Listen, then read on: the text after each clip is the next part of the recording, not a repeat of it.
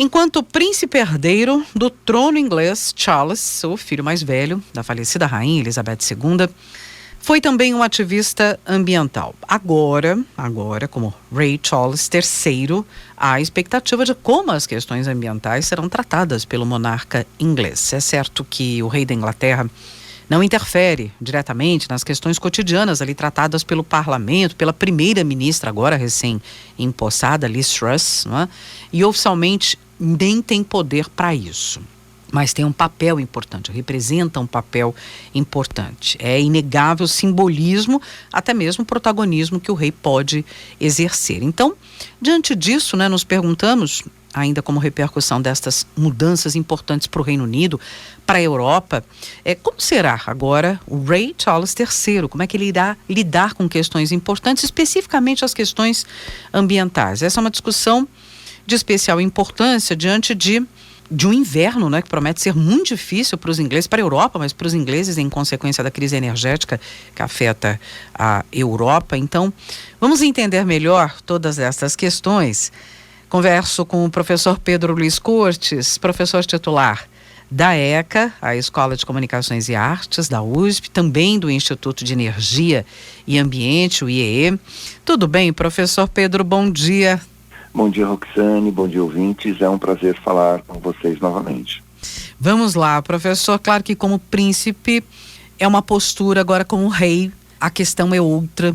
As posições, quer dizer, o que ele pode explicitar, enfim, como ele pode comandar determinados temas, apresentar determinados temas para a população. Como o rei Charles III tratou, primeiro vamos focar nisso, quer dizer, como é que ele tratou de questões ambientais ao longo da vida, como príncipe, Bom, Roxane, ouvintes, ele teve uma militância muito grande. Eu vou citar alguns eventos mais recentes, Ele tem sido um importante apoiador do Acordo Climático de Paris, de 2015, e ele discutiu o assunto com Donald Trump em 2019, enquanto o então presidente dos Estados Unidos se preparava para retirar os Estados Unidos do Acordo de Paris. No Fórum Econômico Mundial de 2020, em Davos, na Suíça, o Charles ele fez um discurso poderoso perguntando: queremos entrar para a história como as pessoas que não fizeram nada para restaurar o equilíbrio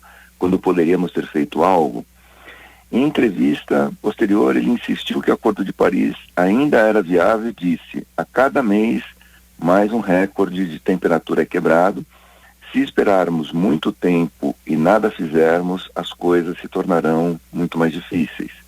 Na COP26, em Glasgow, em 2021, ele insistiu para que os países trabalhassem para criar soluções para as mudanças climáticas, e sobre os esforços para mitigação dessas mudanças, o príncipe Charles disse na época: sabemos que isso levará trilhões e não bilhões de dólares.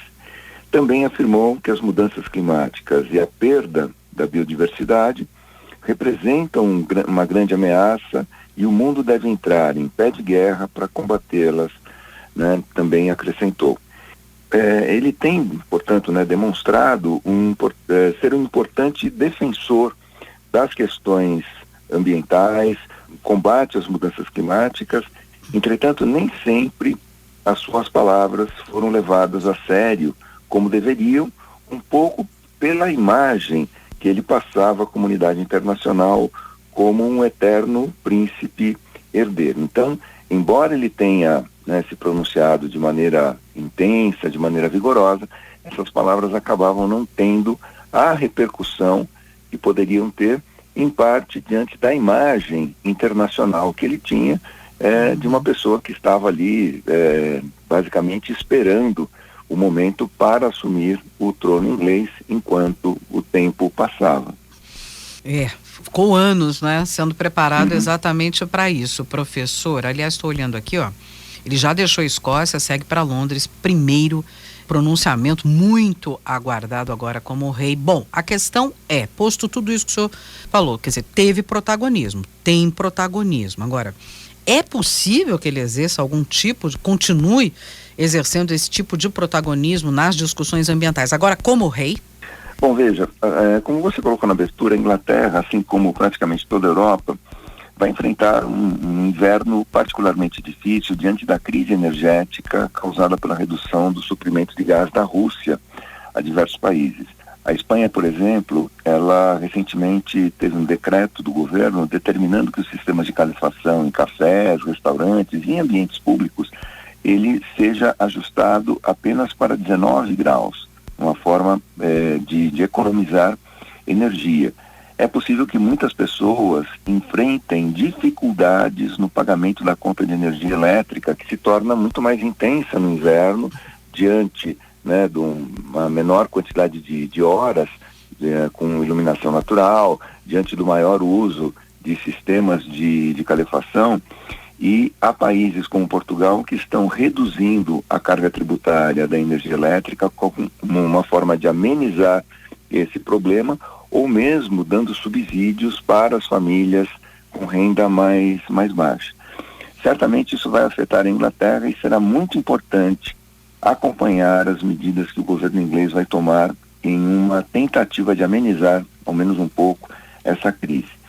Mas aí tem uma questão importante que é subjacente a isso, e nós já tivemos a oportunidade de adiantar, né, os temas que serão discutidos na próxima Convenção do Clima, né? E a questão energética, ela vai assumir um importante protagonismo diante das dificuldades que a União Europeia terá em cumprir as metas acordadas no ano passado.